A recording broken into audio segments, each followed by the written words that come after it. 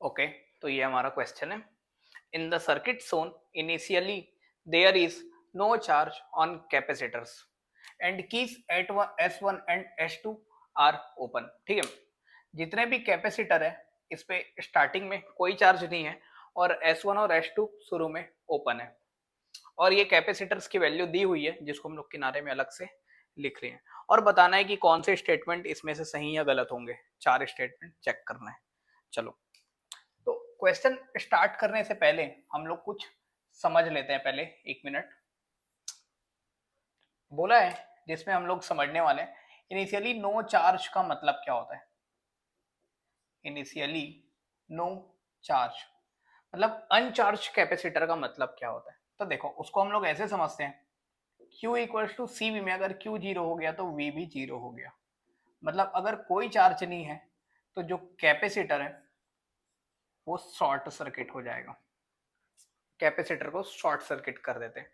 और सेम इसका अपोजिट, अगर फुल चार्ज हो जाता है, फुली चार्ज है, तो उसमें हम लोग क्या करते हैं, जो कैपेसिटर है, मतलब कैपेसिटर को चार्ज करने के लिए क्या करेंगे, एक बैटरी की हेल्प से चार्ज करते हैं। जैसे ही कैपेसिटर फुल चार्ज हो जाएगा, यहां से चार्ज निकला, इसमें गया तो पूरा का पूरा चार्ज ले लिया, मतलब ये कैपेसिटर खुद एक बैटरी से रिप्लेस हो जाएगा, बैटरी से। और इसके पास कितना पोटेंशियल आ जाएगा, अगर ये वी वोल्ट का है तो ये भी वी वोल्ट का। और अगर ऐसा बैटरी बन गया तो यहाँ से कोई जाने वाला करंट 0 एम्पियर, कोई करंट नहीं जा रहा है, कोई चार्ज नहीं जा रहा है। और ऐसा है, मतलब ये कैपेसिटर को हम लोग क्या बोलेंगे, ओपन सोर्स है, जिसका वोल्टेज कितना रहेगा, वी वोल्ट। कोई करंट नहीं जाएगा वहां से, ओपन सर्किटेड रहेगा।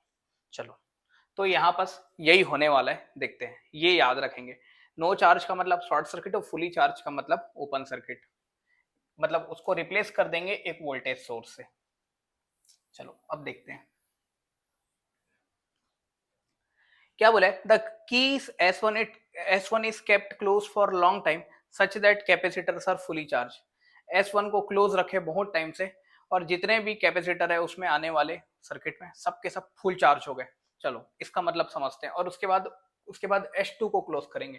पहले S1 को क्लोज करते हैं और इसमें जितने भी कैपेसिटर हैं उसको फुल चार्ज करते हैं। S1 को जैसे ही मैं क्लोज किया तो मेरे को यहाँ एक कैपेसिटर दिखा C1, एक रजिस्टर, नीचे एक और रजिस्टर, यहाँ एक कैपेसिटर और, यहाँ बस एक कैपेसिटर और यहाँ एक वोल्टेज सोर्स और यहाँ एक और रजिस्टर। ठीक है, ऐसा फोटो बना। पर हम लोग बोले कि ये बहुत टाइम से ऐसा सर्किट बना हुआ है, मतलब कैपेसिटर फुल चार्ज हो चुके हैं। और अगर कैपेसिटर फुल चार्ज हो गए तो हम लोग उसको बनाते ही नहीं, उसकी जगह में क्या कर देंगे, ओपन सर्किट। यहाँ का भी कैपेसिटर ओपन सर्किट, ये वाला भी कैपेसिटर ओपन सर्किट। ये रजिस्टर बनाने का कोई सेंस ही नहीं, क्योंकि करंट अगर नहीं है तो V equals to I R के हिसाब से करंट जीरो तो वोल्टेज जीरो। वोल्टेज जीरो का मतलब होता है शॉर्ट सर्किट। तो इसको तो बनाएंगे या नहीं बनाएंगे, एक ही मतलब है, शॉर्ट कर दो, कोई दिक्कत नहीं। मतलब हमारा सर्किट अगर बहुत टाइम से क्लोज है S1 तो सर्किट ऐसा हो जाएगा। चलो अब इसके बारे में देखते हैं क्या होने वाला है। ठीक है, ये एक बैटरी है 5 वोल्ट का, उसके जस्ट बाजू में एक कैपेसिटर है C4।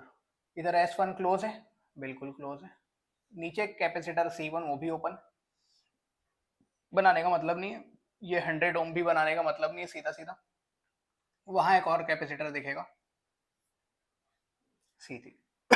बाकी सबको रजिस्टर हटा दिए, कोई मतलब नहीं। अब हम लोग देखें कि ये तीनों सीरीज में कनेक्टेड है।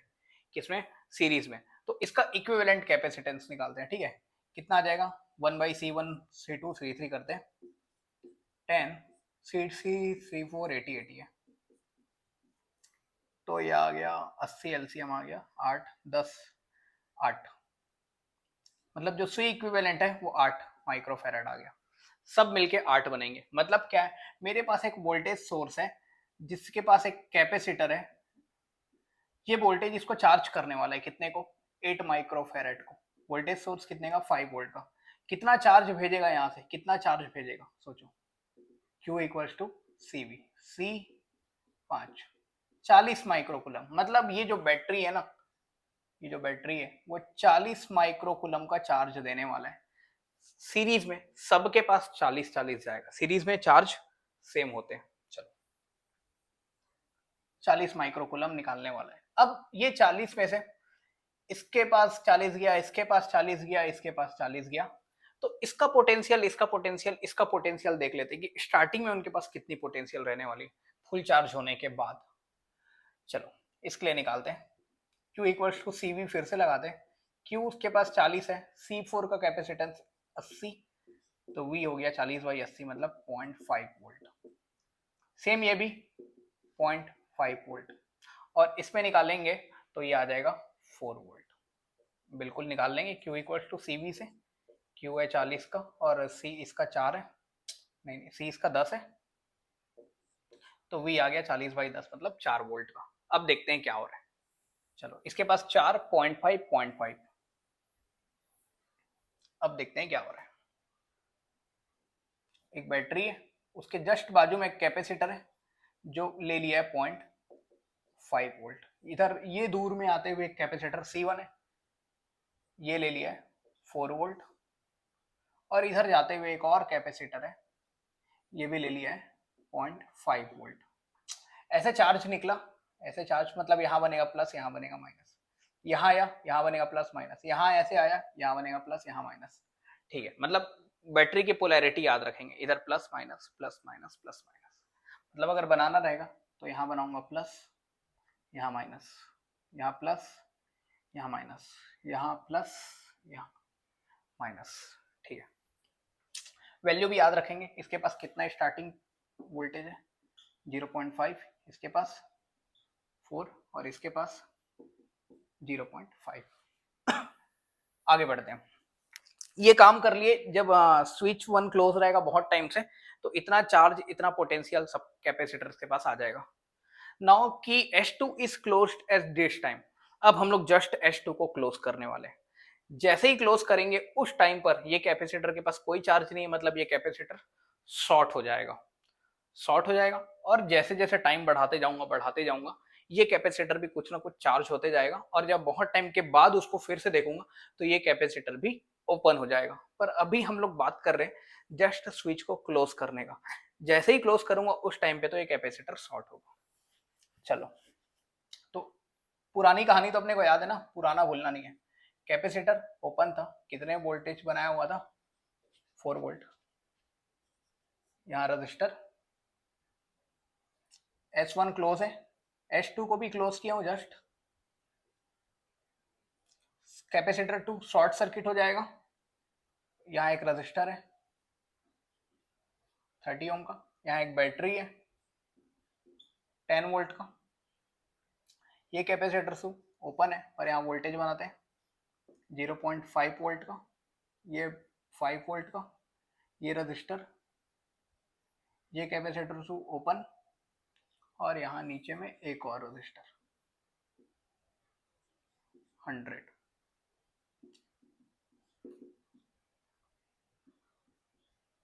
ठीक है, अब बोला कि जैसे ही क्लोज किया at this time the instantaneous current across 30 ohm register.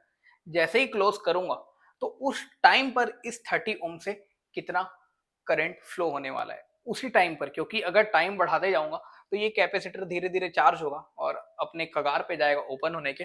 मतलब बहुत टाइम के बाद तो यहाँ से कोई करंट फ्लो नहीं होगा, क्योंकि कैपेसिटर ओपन हो जाएगा तो यहाँ से जाने वाला करंट बंद हो जाएगा। पर हम लोग को जस्ट बताना है कि जिस टाइम पर क्लोज किया उस टाइम पर इस कैपेसिटर के पास, इस 30 ओम के पास कितना करंट जाने वाला है, वो 0.2 एम्पियर आ रहा है कि नहीं आ रहा है ये देखना है।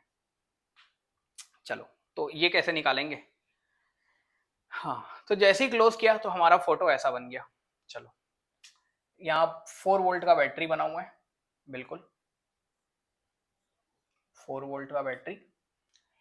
ये 0.5 इधर है, ये प्लस माइनस 5 है, तो ये और ये तीनों वोल्टेज तो सीरीज में है, तो इसको हटाऊंगा। ये प्लस 0.5, ये प्लस, ये 1 बन गया, 1 बन गया ऐसे वाला। ये दोनों को देखूंगा तो प्लस माइनस बोल के ऐसा 1 बन गया, और ये वाला देखा जाए तो ऐसा बना हुआ है 5 का। मतलब एक दूसरे को कैंसिल करेंगे तो बड़ा वाला 5 है, तो ये सबको हटाया मैं, ये सबको हटाया मैं, और एक वोल्टेज बना दिया उसके जगह में सीधे सीधे, कितने का 4 का। 5 ऊपर 1 नीचे, तो ऊपर की तरफ 4।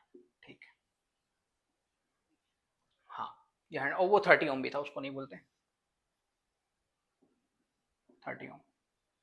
अब मेरे को बताना है कि हाँ ये वो टाइम है जब स्विच S2 क्लोज किया, ठीक है। अब बताओ इसमें से कितना करंट जाएगा।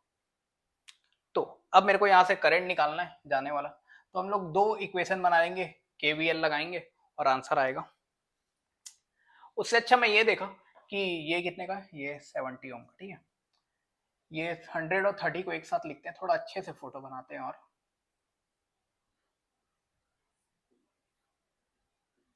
4 वोल्ट और ये हो गया 100 और 30 का हो गया 130। अब मैं देखा ये दोनों सेल, मतलब एक्चुअल में तो तीनों सीरीज में, मतलब तीनों पैरेलल कॉम्बिनेशन, 3 सेल जोड़े हुए तीनों पैरेलल में, पर हम लोग को इसके लिए निकालना है तो उसको अभी अलग रखते हैं और ये दोनों पैरेलल कॉम्बिनेशन में। तो ये सेल का पैरेलल कॉम्बिनेशन सॉल्व करते हैं। 4 वोल्ट 70 ओम 130 ओम। तो जो इक्विवेलेंट वोल्टेज आता है उसका फॉर्मूला होता है sigma E by R by sigma 1 by R, equivalent voltage का। ई बाई आर मतलब E1 बाई R1, 4/70, 4/130, 1/R मतलब 1/70, 1/130, कुछ भी रहे सेम है, 4 के, तो आंसर आ जाएगा 4 वोल्ट। ये दोनों को हटाया और एक वोल्टेज बनाया कितने का, 4 वोल्ट का। ये रेजिस्टेंस दोनों को हटा के इक्विवेलेंट, आर इक्विवेलेंट का फॉर्मूला क्या होता है, 1 बाई सिग्मा 1 बाई आर कर लेते हैं। 1 बाई R1 कितना 70 और ये हो गया 130, इसको साफ कर लेते हैं। कितना आ गया, इसको सॉल्व कर रहे हैं, 130 70 200, 13 सत्ते 91, 91 100/200 मतलब 91/2। तो जो रेजिस्टेंस आएगा वो आएगा 91/2 का। तो ये दोनों सेल को हटा दिया मैं और एक तो बना दिया चुपचाप। वोल्टेज जिसका है 4 वोल्ट और रेजिस्टेंस जिसका है 91/2। यहाँ एक मेन बीच वाला सर्किट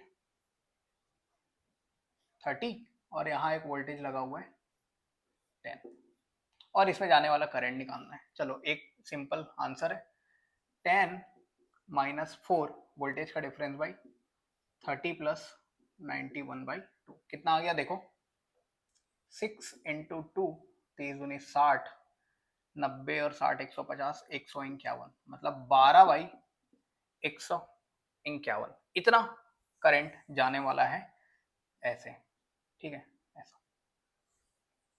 चलो कितना आ गया उसकी वैल्यू बता दो। इसकी वैल्यू आ जाएगी, डिवाइड करते हैं, 0 टाइम में 0, डेसिमल लगा के 0, फिर से 0, फिर एक डेसिमल लगा लिया 1200, 8 15 अट्ठे 120, 8 मैक्सिमम 8, 7 जाएगा मतलब 0.08 एम्पियर कुछ आएगा। इसमें बोला है 0.2 एम्पियर आएगा, हमारा करंट ये आ रहा है, मतलब ये ऑप्शन गलत है। चलो आगे देखते हैं, दूसरे को देखते हैं क्या होने वाला है।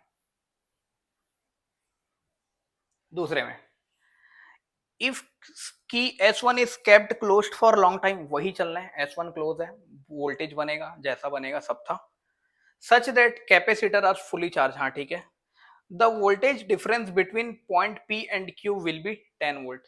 तो पॉइंट P और Q के बीच में कितना वोल्टेज डिफरेंस बनेगा बोले, जब सब कुछ क्लोज था, S1 क्लोज था, कैपेसिटर फुल चार्ज हो चुका था, यहाँ बैटरी बन गया था कितने का 4 वोल्ट का, S1 क्लोज है, कैपेसिटर में बैटरी बन गया था C 0.5 वोल्ट का, ये 5 वोल्ट है, ये रेजिस्टेंस है, बनाने का कोई मतलब नहीं जानते हो। यहाँ पे ऐसा बना था कितना 0.5 वोल्ट का और नीचे में एक और है 100 ओम का, ठीक है, और ये है 5 वोल्ट का और इसकी वैल्यू कितनी है 30, ठीक है, 5 वोल्ट का और ये 30 ओम। अब मेरे को बताना है P और Q, P कहाँ है, यहाँ पास है P और Q कहाँ पास है, यहाँ पे। तो P और Q के बीच कितना पोटेंशियल दिख रहा है, सीधे दिख रहा है भाई, P और Q के बीच कितना 4 वोल्ट। कोई करंट फ्लो नहीं होगा बिल्कुल, टोटल अगर करंट फ्लो भी कराओगे तो आंसर 0 आ जाएगा। केवीएल लगाओगे तो मतलब इसको बनाने का कोई मतलब नहीं है। पी और क्यू के बीच कितना दिख रहा है, सीधे 4। इधर से देखोगे तो भी 4 है, ठीक है, कोई दिक्कत नहीं है। ये सब देखोगे, इसको बनाने का मतलब नहीं है, करंट 0 आ जाएगा। इसको भी बनाने का मतलब नहीं है, करंट 0 आ जाएगा। तो पी और क्यू के बीच में 4 वोल्ट आने वाला है। इसमें लिखा है 10 वोल्ट, ये भी गलत है। At time t equals to 0 the key S1 is close. Time t बराबर 0 पर S1 को क्लोज कर रहा हूं। इस बार पहले से क्लोज नहीं है वो, इस बार टाइम t बराबर 0 पर अभी जस्ट क्लोज कर रहा हूं। और अभी जैसे ही क्लोज करूंगा तो कैपेसिटर शॉर्ट सर्किट हो जाएंगे। The instantaneous current in the close circuit will be 25 milliampere. चलो सिर्फ S1 को क्लोज कर रहा हूं अभी, तो कैपेसिटर शॉर्ट सर्किट। ये पहला कैपेसिटर, जैसे ही क्लोज करूंगा, पहले से इस बार क्लोज नहीं है, ठीक है। कैपेसिटर C4, ये C4 भी शॉर्ट सर्किट। ये S1 को क्लोज किया हूं, वो है ये 5 वोल्ट का बैटरी बना हुआ है 30 ओम। ये कैपेसिटर C3 शॉर्ट सर्किट, और ये 100 ओम। और कुछ तो नहीं छूटा ना, 70 30 C3, हाँ ठीक है। अब इसमें जाने वाला करंट कितना होगा सर्किट में, ठीक है, निकाल लेते करंट। एक ही वोल्टेज है, बाकी सब सीरीज में कनेक्टेड है, 70 100 130 मतलब 200। तो 5/20 एम्पियर का फ्लो होगा। कितना बोला है इसमें, 25 मिली एम्पियर। देखते मिली एम्पियर में करते हैं, 1000 से मल्टीप्लाई कर देते हैं तो आ जाएगा 0.000। हाँ 25 मिली एम्पियर का करंट फ्लो होगा। सही लिखा है बिल्कुल, थर्ड ऑप्शन सही है। डी ऑप्शन देखते हैं। If key S1 is kept closed for the long time such that capacitors are fully charge. ठीक है, S1 क्लोज है बहुत टाइम से, कैपेसिटर चार्ज है, मतलब पहले वाला कहानी पूरा रिपीट होगा। The voltage across the capacitor C1 will be. हाँ C1 के पास कितना वोल्टेज है, 4 वोल्ट। बिल्कुल सही है, तो ये ऑप्शन भी सही हो गया।